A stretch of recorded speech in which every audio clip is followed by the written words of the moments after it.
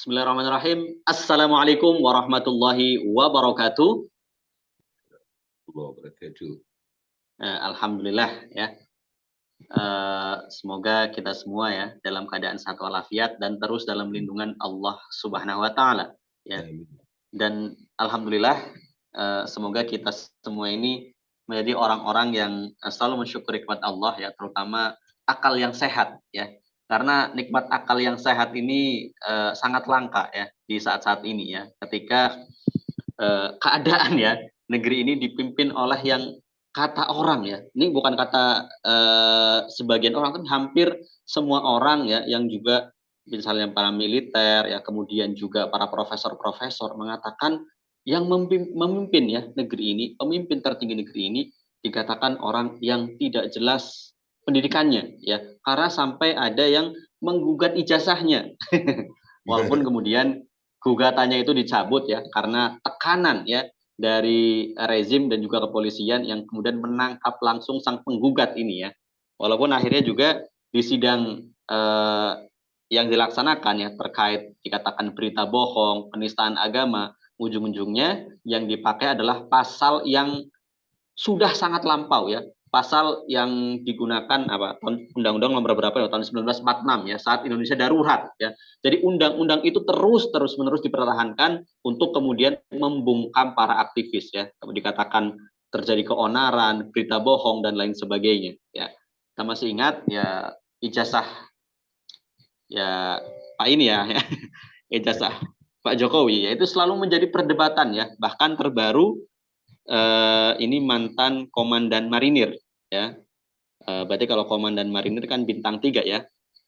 Ini Pak Letjen Mayor Jenderal Soeharto, Letjen Soeharto, Letjen Paul Soeharto yang mempertanyakan ya tentang ijazah Presiden Jokowi ya, dengan mengatakan 10 tahun Indonesia dipimpin orang yang tak jelas pendidikannya. Nah, ini dengan kemudian beliau mengomentari tentang gelar ya dari Presiden Jokowi yang pada di sebuah koran ya, di sebuah media massa koran, ketika beliau menjabat sebagai wali kota Solo di periode pertama, itu tertulis ya di situ apa namanya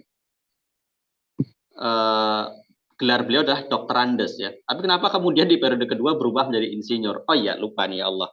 Ya, karena saking semangatnya nih mau mulai ini. Kita apa kabar dulu ya? Sapa dulu nih Babe Aldo. Masya Allah. Apa kabar Assalamualaikum. Be? Assalamualaikum. Waalaikumsalam warahmatullahi wabarakatuh. Afwan ya. Iya. Ya gimana Be? Kabarnya Be? Alhamdulillah, alhamdulillah. Mudah-mudahan akal kita masih Iya. waras. Alhamdulillah. Amin ya. Ya. Bahkan bilang apa kabar? Alhamdulillah sehat pun bisa dipenjara Be ya. Kita Oh masih iya. ingat ya kasus Ya. yang menimpa ya Sayyidil Walid ya, Habib Rizik Syihab ya. Ya. IBHRS yang ya hanya bilang sehat ya. Karena kan sehat itu kan kalau orang dalam Islam kan jelas ya, kata-kata itu doa ya, jelas. Walaupun memang pada waktu itu dikatakan ternyata beliau secara medis ya itu kan ternyata hasil tes rapid testnya atau apanya itu positif COVID pada waktu itu. Ya, tapi kan beliau ditanya bagaimana keadaannya. Ya, orang bilang sehat, masa kemudian dipermasalahkan gitu. Apa kemudian beliau kemudian membuat klaster dan lain sebagainya ya. Padahal kalau kita masih ingat ya, ternyata banyak pejabat yang melakukan pelanggaran ya sudahlah cuma minta maaf, nggak pernah didenda, nggak pernah ngapa-ngapain, ujungnya selesai ya. Tapi Habib Rizik hanya mengatakan alhamdulillah saya sehat sampai kemudian ya di penjara sampai bertahun-tahun ya, padahal sangat-sangat tidak layak ya, kriminalisasinya benar-benar kelihatan ya. Kembali Beh ini kembali ke masalah tadi ya, banyak orang-orang pintar di negeri ini ya seperti profesor ya, kemudian juga mantan petinggi militer ya mengatakan bahwa Presiden Jokowi ini pendidikannya masih diragukan ya. Ini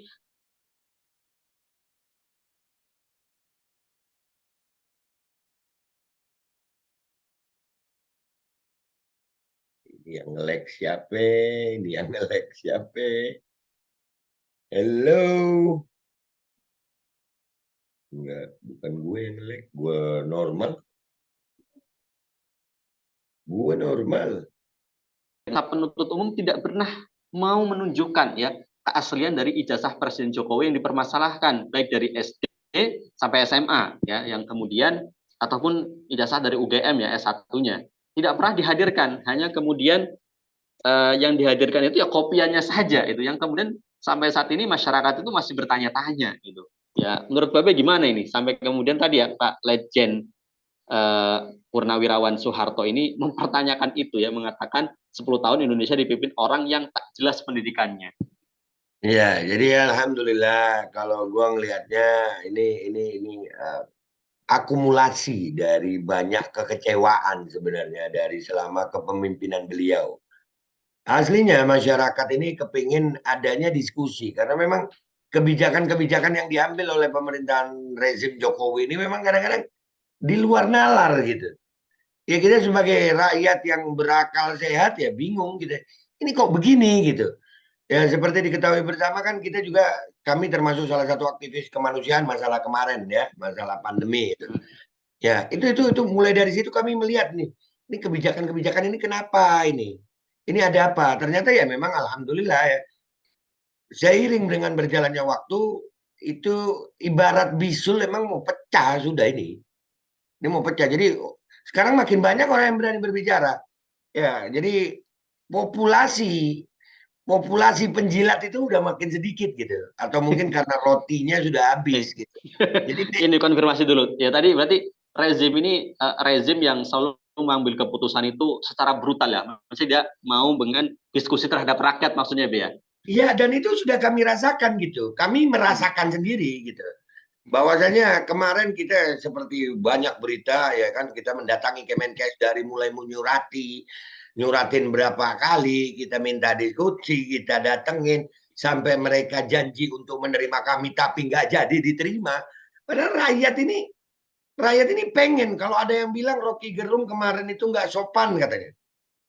Bukan bukan bukan bukan rakyat ini nggak pernah mencoba untuk sopan gitu. Udah dicoba semua. Dan akhirnya kan pecah juga, dan akhirnya ya sekarang ini jadi polemik besar. Tapi lucu juga gue polemiknya, alhamdulillah memang benar ya, bahwasannya kekuasaan itu nggak ada yang abadi, dan kayaknya ini memang udah di pinggir-pinggir. Udah di pinggir-pinggir. Ibarat analogi ya, gue suka beranalogi. Meja makan ini udah makin sempit gitu.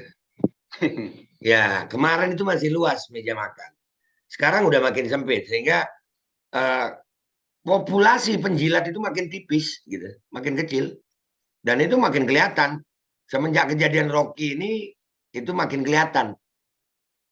Mungkin kalau rekan-rekan pernah ngelihat juga kan ada berita yang bilang yang demo emak-emak di demo Rocky Gerung di Iya. Bogor, emak-emak, nenek bawa bayi, Iya. ada yang bawa bayi. Iya itu Ya ini, rumah Rocky Gerung itu kan dekat dari sini rumah mertua ya. Ini kan cuma beda desa saja, sama masih satu kecamatan, beda desa. Jadi tinggal kalau ke rumah Rocky Gerung itu kurang lebih ya 7 kilometeran lah, dekat itu sebenarnya. Dan memang wilayah itu kalau kita masih ingat Pak Rocky Gerung ini kan pernah melawan Sentul City. Sebenarnya ketika Rocky Gerung bersuara itu masyarakat sekitar itu terbantu ya. Akhirnya kan kemudian Sentul City tidak berani melakukan lebih jauh lagi setelah adanya protes dari Rocky Gerung, dan yang kemudian sampai ke nasional, sampai pada waktu itu ada anggota TNI yang juga siapa ya, Junior Tumilar ya, Brigjen Junior Tumilar yang kemudian juga ikut bersuara sampai kemudian ditarik oleh Jenderal Dudung ya. Itu karena Rocky Gerung bersuara, dan kebetulan memang rumah Rocky Gerung itu berada di kawasan yang menjadi permasalahan di Sentul City ini ya. Kalau kita sambil ini ya Beh, ini cerita ini, Sentul City ini kan memang bisa dikatakan wilayah di Kecamatan Babakan Madang ya, terutama 4 desa. Ini desa Sumur Batu, Bojongkoneng, Karangtengah, Cijayanti, itu hampir semua tanahnya kalau kita jalan-jalan itu sudah terpasang pelang milik Sentul City, tanah luasnya minta ampun. Ya, jadi memang itulah itu oligarki ini benar-benar. Iya, jadi gue lanjutin ya. Jadi buat gue dengan adanya demo itu menunjukkan, sampai gue ketawa, gue bilang ini sebenarnya demo atau karnaval 17-an sih, kan gitu. Ya udah kayak karnaval 17-an gitu. Nah, itu menunjukkan apa? Mereka untuk bisa menunjukkan eksistensi pembelaan dalam tanda kutip terhadap bosnya atau junjungannya Itu udah sampai separah itu gitu. Ya, sampai ada yang komentar di YouTube gue gitu gitu. Sebegininya mereka cari masa sampai ke panti jompo kan? Ini nggak etis banget gitu. Iya, iya. Cuma 50 Ya, orang lagi tuh, 50 lah ya orang. bahkan di Jombang kita juga lihat beritanya dibayar dengan 2 bungkus mie instan. Masya Allah. Ya, jadi ini sebenarnya akumulasi semuanya dan itu memang semuanya berhubungan ini berhubungan. Ya, memang kalau kualitas pemimpinnya seperti ini ya ini hasilnya gitu. Betul, betul, Makanya betul. katanya Nabi Shallallahu Alaihi Wasallam, ya kita nggak heran juga gitu. Ya kata Nabi Shallallahu Alaihi Wasallam kalau segala sesuatu urusan tidak diserahkan kepada ahlinya ya tunggu saat hancurnya gitu. Dan ini mulai sayang, mulai ini semua udah berani berbicara, makin berani, makin berani. Ya, rakyat udah apa ini di ujung, udah di ujung. Tapi sekali lagi kami masih berharap bahwasannya Indonesia ini bisa apa ya selamat dari segala macam bentuk kekacauan ya. Kami tidak menginginkan adanya itu. Kami berharap masih para pejabat ini stop arogansi pejabat gitu. Stop, stop. Jangan. Nggak semua rakyat bisa menerima informasi apa-apa dari pemerintah tanpa berpikir. Ya, contoh ya semenjak kejadian Rocky Gerung kan akhirnya ini sebenarnya dari Purnawirawan ini gue ngelihat ini tandingan dari apa yang diucapkan oleh Muldoko sebagai Oh, pejabat. betul, betul. Iya, Ya sebenarnya ini ya. itu kalau kalau kita Betul, lebih betul. luas. Ya kan Mm-mm. Muldoko kan bilang saya ini Iya, tentara. Ini terus apa? iya, Tentara betul. juga. Santara juga. Apalagi cuma beda Iya, satu bintang doang. Pak Muldoko ini kan iya, jenderal ya, terakhir Panglima. Sekarang yang Pak ngomong ini mantan Komandan Marinir, jauh terakhir pangkatnya Letjen bintang 3 TNI Angkatan iya, Laut. Ya. iya. Jadi berbicara soal itu ini kan sebenarnya lagi masing-masing show of force ini. Iya, Jelas. iya. Dan sepertinya Pak Muldoko ini dia mau agar dirinya tetap dilindungi ya, karena bagaimanapun sepertinya usahanya membegal Partai Demokrat ya. Yang jelas atas nggak mungkin ya Pak Jokowi nggak tahu ya Pak Muldoko ini sedang cawe-cawe apa Gini, Pak gini, Muldoko gini. ini sedang Minta maaf gue potong ya. ya. Rakyat ini yang mau berpikir sekali lagi ya. Saya nggak mau bilang rakyat yang tolol, enggak. Pinter rakyat Indonesia pinter.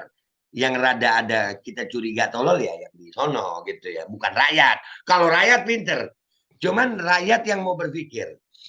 Rakyat ini sudah disuguhi atraksi-atraksi para pejabat politik yang mengambil sebuah kebijakan atau mengambil sebuah tindakan itu bukan berdasar hati nurani, tapi transaksional.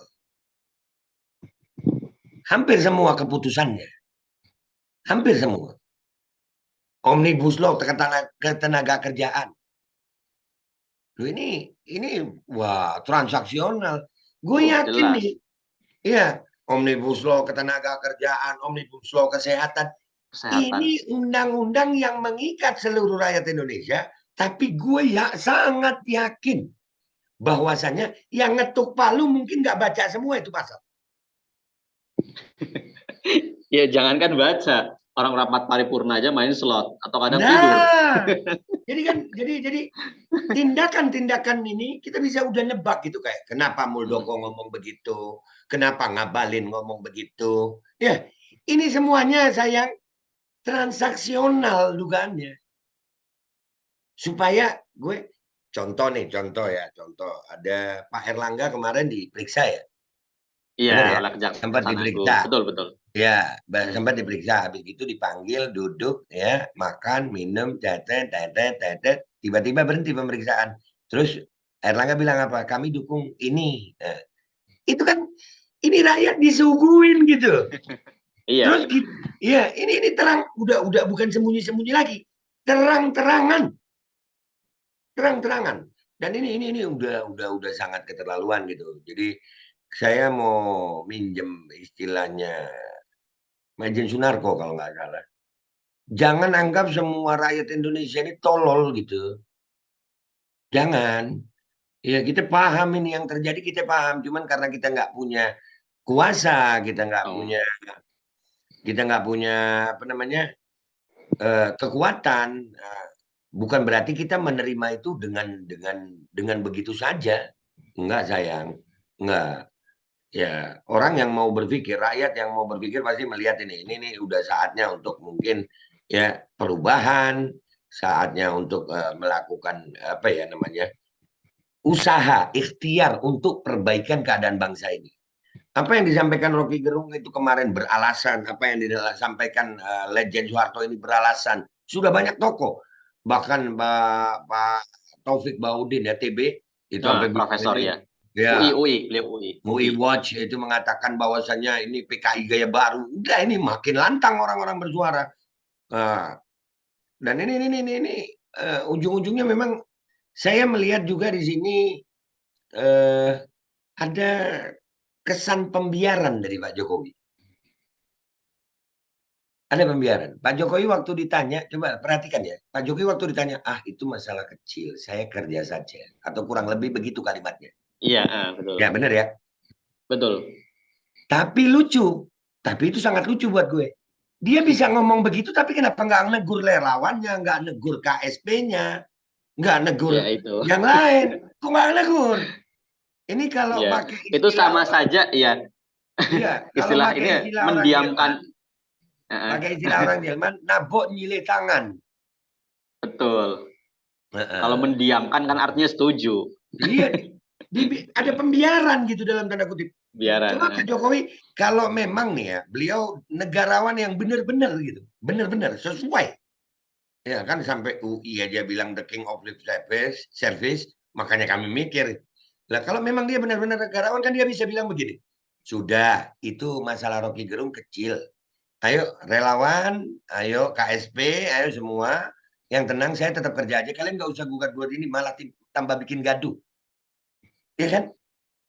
Akhirnya kayak memang sengaja ini mau dibikin gaduh. Apakah begitu Pak Jokowi? Karena belum ada pernyataan dari Pak Jokowi yang untuk mendinginkan pihaknya gitu. Ya kan? Jadi ini Iya. jadi pertanyaan semuanya. Jadi memang kalau Pak Jokowi ngomong itu kita harus mikir 700 kali gitu. Tujuannya apa ya kira-kira gitu. Karena terlalu jenius, Pak Jokowi terlalu jenius. Ya ngopi. Iya. Dan sebenarnya nih kembali ke Rocky Gerung ya. Rocky Siap. Gerung kan rumahnya di Bojongkoneng ya. Ini sebenarnya wilayah Pak Prabowo ini Bojongkoneng. Pak Prabowo ini kan tinggalnya di Bojongkoneng, rumah kediaman pribadinya. Siap, siap, Jadi siap. di kandang macan juga nih Pak Rocky Gerung rumah. Oh, Jadi iya. wajar ya jika kemudian warga sekitar juga mudah diprovokasi karena memang bisa dikatakan jalan pembangunan jalan dan lain sebagainya memang ada andil Pak Prabowo untuk di sekitar Bojongkoneng. Ya, ya, ya. Ya memang transaksional sampai jadi memang suguhan transaksional yang ditampilkan oleh para pejabat ini itu kelihatan jelas gitu. Sampai-sampai sekarang pergerakan. Gue masih ingat ya, gue masih ingat banyak buzzer-buzzer yang ngecap gue ada bohirnya waktu gerak itu. Dikira ada bohirnya. Sekarang lagi Allah buka buat mereka. Ternyata yang ya begitulah sampai bikin karnaval 17-an kayaknya bukan demo itu. Iya, masa masa demo nenek-nenek, ibu-ibu bawa bayi. Nah ini kan mereka yang ternyata sekarang lagi Allah buka aibnya begitu. Harusnya mereka yang ditangkap ini, jangan Bunda Mary. Kita masih ingat ya, Nah, baru gua Bunda mau Mary ngomong. dituduh, dituduh yang macam-macam karena dikatakan memobilisasi anak di bawah umur. Lah ini Nah, bayi, balita di bawah nah, demo. nah, itu nggak ada tindakan dari aparat, nggak ada. Betul. Ya, bentuk ketidakadilan hukum ini kami makin mencurigai dugaan kami makin kuat tentang bagaimana aparat keamanan ini digunakan untuk kepentingan politik gitu. Betul, Ya. sangat betul. Iya, jadi wah aneh-aneh ya kayak seperti yang antum bilang tadi, Habib Rizik ngomong baik-baik saja aja. Mudah-mudahan Habib Rizik umur panjang sehat afiat. Ya, baik-baik saja Amin. aja saya baik-baik. Orang sakit pun nih kalau ditanya gitu ya, gimana kabar? Alhamdulillah baik. Udah begitu. Ya enggak juga mau pamit. Masa iya ditanya, Habib apa kabar? Aduh gimana? Kan enggak begitu. Ya itu ya terus Gus Nur, ya kan? Terus ini yang lagi gua di Jember, Kiai Fahim. Itu juga gue melihat ada, wah ini ada apa ini? Ya, jadi rakyat harus bangkit ini, rakyat harus bangkit. Kalau didiemin terus ya, bahkan yang terakhir apa namanya kejadian di Sumbar ya, masjid Oh iya, ini kurang ajar banget ini ya. Ini sudah masjid. sesekian kalinya ini ya. Entah itu polisi BRIMOB dan lain sebagainya itu masuk ke masjid menggunakan sepatu. Kan Padahal kita tahu ya. walaupun Kapoldanya bilang itu ruang pertemuan, ya udah masih mau ruang pertemuan mau apa di situ itu nggak layak untuk. Andai kata memang boleh Betul. pakai sepatu pun, andai kata boleh pakai sepatu, jangan nyeret rakyat keluar dari situ gitu. Rakyat di situ aman. Iya, itu kan masjid itu orang tuh berharapnya kalau sedang kerusuhan apa masjid itu tempat yang paling aman ya. Masih Iya, ingat ketika demo Omnibus Law tahun 2020 Oktober ya sebelum kemudian disahkan kita sudah berlindung ke masjid ya. Itu gas air mata nyampe masjid. nah itu Kurang ajar itu. Aduh. ini arogansi aparat makin kelihatan. Jadi ini apakah ini memang ada desain atau gimana? Kita serahkan kepada Allah Subhanahu wa taala. Bagaimana jadinya? Kita masih berharap untuk baik.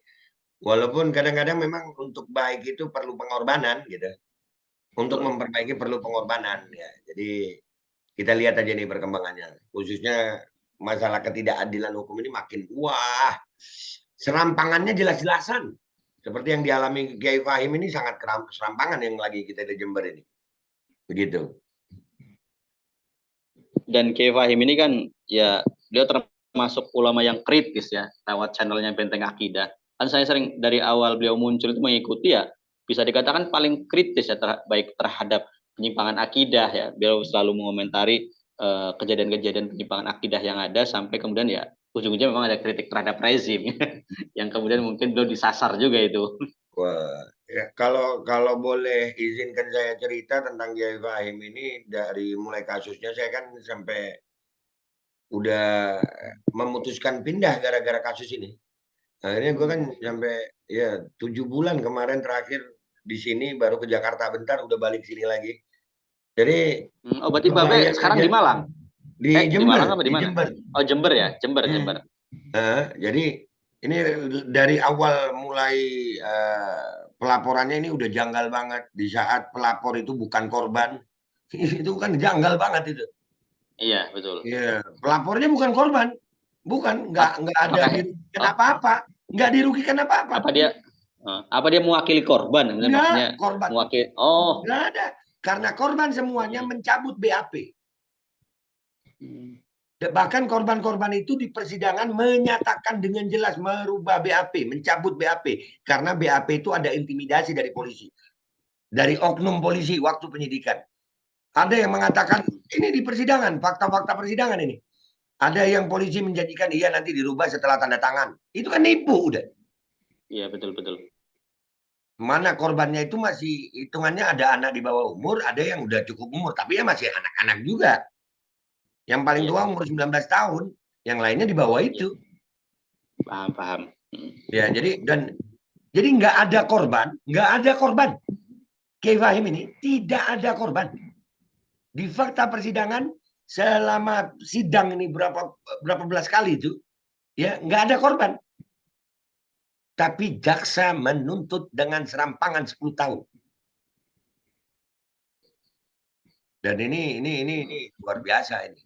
Ini kita perlu kawal ulama kita. Karena kalau ini dibiarkan aja nanti, wah ini bisa jadi jurisprudensi bagi yang lain. Ulama lain mau Oh, dibungkam jelas. gampang amat. Makanya gue pribadi ini harus dikawal sampai tuntas. Makanya besok tanggal 10 itu kayaknya gue di Jember karena itu sidang putusan. Oh sidang putusan tanggal 10 ya? Iya tanggal 10. Tanggal 9 kami akan mengadakan aksi damai bela ulama. Untuk Kiai Fahim, kami akan meminta audiensi kepada Pengadilan Negeri Jember untuk menyampaikan apa-apa yang menjadi keberatan kami selama proses persidangan, termasuk masalah jaksa ini. Ya, kok bisa nuntut 10 tahun? Dan kami minta keadilan pada Pengadilan Negeri Jember. Ini insya Allah Aliansi Ulama Jawa Timur juga akan bergerak turun, para santri juga akan turun. Jadi ini nggak boleh dibiarin. Nah, kami bukan membela Kiai Fahim, bukan. Kami membela kebenaran. Kalau memang Kiai Fahim itu terbukti bersalah, silakan hukum. Silakan. Betul betul ya. Kita juga tidak kemudian menghalang-halangi orang yang kemudian bersalah salah tidak dihukum gitu. Kalau bersalah ya dihukum. Dihukum. Tapi kan lucu. Kalau seseorang harus dituntut 10 tahun penjara, sementara di fakta persidangan tidak ada korban. Ya, betul. Ini kan ini zolim banget. Korban nggak ada. Terus padahal pidana itu syarat utamanya harus ada korban. Unsur pidana itu harus ada korban. Harus ada, wajib ada korban. Nah, kalau nggak ada korban apa pidananya coba? Ya kan? Jadi nggak ada kerugian, nggak ada apa. Bahkan ini dugaan kuat kami bahwasanya yang jadi korban adalah korban, bukan korban cabul, korban fitnah. Gara-gara pelaporan yang diterima serampangan begini oleh Polres Jember, ya, ini menjadi anak-anak ini jadi terbebani sekolahnya, mentalnya terbebani. Anak yang mestinya belajar harus ngadepin apa dugaan intimidasi dari polisi. Bayangin diperiksa dari jam, ada yang diperiksa dari sore ke sore lagi. Dan yang paling parah dari kejadian ini buat anak-anak, yang membuat anak-anak itu trauma adalah visum yang dilakukan oleh oknum Rumah Sakit Subandi atas kerjasamanya dengan Polres Jember. Yang melakukan visum terhadap santriwati ini ada beberapa yang dilakukan dengan bukan muhrim, laki-laki. Kacau sekali nih. Nah, ini fakta-fakta yang mestinya, wah ini disampaikan di persidangan. Jadi kami berharap hakim besok itu punya akal sehat deh. Jangan ketularan yang ada sekarang gitu. Jangan kebanyakan makan uang haram dulu. Ya, jadi kami akan melawan ini dengan hukum yang berlaku sekali lagi. Soalnya sekarang ini kalau kata-kata melawan aja udah bisa konotasinya orang macam-macam. Nah, kami akan tetap melawan untuk mencari kebenaran sesuai dengan hukum yang berlaku. Kami tidak memaksakan hukum itu harus ngikut mau kami, bukan. Kami taat dengan hukum. Kami patuh dengan hukum. Proses hukum kami ikuti semuanya. Akan tetapi di saat proses hukum yang kami ikuti sudah menunjukkan kebenaran sesuai dengan fakta persidangan, kenapa saudara kami, ulama kami, Kiai Fahim tetap dituntut 10 tahun? Ini nggak masuk di akal kami. Dan itu jelas membuat emosi. Itu membuat emosi. Begitu kakak. Dan ini sebenarnya semuanya imbas dari, andai kata kita punya pemimpin yang tegas, yang ijazahnya jelas, mungkin nggak begini, mungkin. Iya, kembali lagi ke tadi komentar ijazah dari Legend Purnawirawan ya, Marinir dan ini Soeharto ya. Ini menunjukkan sepertinya memang benar ya, akumulasi ya, kekecewaan ya, kegundahan ya dari para orang yang pernah menjadi petinggi ya, baik di militer kemudian di pemerintahan, yang kemudian mulai berkomentar ya. Tadi mulai termasuk Profesor Taufik Bahauddin, kemudian juga banyaklah yang berkomentar, ulama-ulama juga terkait masalah pendidikan dari Presiden Jokowi yang kemudian masih diragukan hingga sampai saat ini ya, karena sampai putusan pengadilan, sampai kemudian sidang banding sampai kasasi, itu memang ijazah yang kemudian dipertanyakan tidak pernah dimunculkan ya. Walaupun kemudian ada konferensi pers dari UGM pun, UGM tidak pernah menunjukkan bukti asli ya, salinan yang asli dari ijazahnya Presiden Jokowi. Yang beredar hari ini kan terus menerus itu kan cuma fotokopian yang sudah dilegalisir kalau nggak salah itu. Jadi nggak pernah ada yang asli gitu. Jadi apa, orang-orang kan bertanya sampai kemudian Profesor Amin Rais itu kan mengatakan sebenarnya untuk pembuktian keaslian itu tinggal datang ke pengadilan, bawa ijazah aslinya, diperiksa cap 3 jarinya, nomornya dan lain sebagainya, jelas pasti akan ketahuan asli atau palsu. Itu kan sesuatu yang sangat mudah sebenarnya. Iya, jadi kalau gue pakai analogi gue, itu besok-besok kita kalau di jalan kita ada, biasa kan operasi kendaraan bermotor itu, ya kita ditanya, mana SIM, tunjukin aja, kita pernah ke Samsat. Foto, ini Pak saya pernah ke Samsat. Loh, enggak, yang ditanya SIM. Oh, ini saya foto-foto di Samsat ada. Ini artinya saya punya SIM, Pak. Loh, kok begitu? Ya, karena ijazah aja begitu, Pak. Ditanya ijazah yang ditunjukin foto-foto. Ditanya ijazah yang ditunjukin reoni. Ditanya ijazah. Reoni, wisuda. Iya, apa? Kan ini yang ditanya ijazah, nggak usah kemana-mana lu. Kan gitu. Betul betul.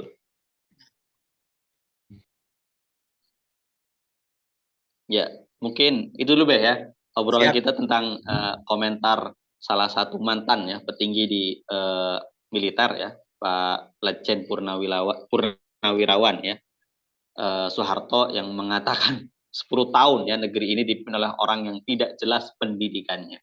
Ya mungkin itu dulu, Kota. terima kasih.